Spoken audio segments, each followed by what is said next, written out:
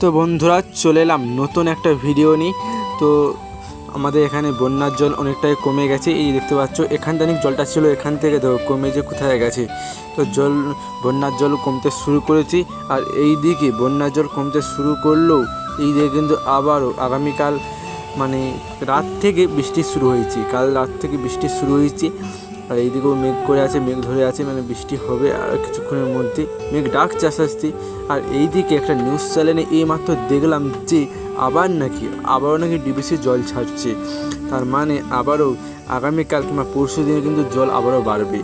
মানে এইদিকে জল কমে গেছে কিন্তু আছে, কিন্তু আবারও কাল নাহলে পরশু থেকে জল বাড়বে আমাদের এখানে। আবারও আমাদের এখানে সমস্ত এলাকার জেলাগুলি যেখানে সব বন্যা হয়েছে সেখানে সব আবারও জল বাড়বে, আবারও বন্যার আশঙ্কা।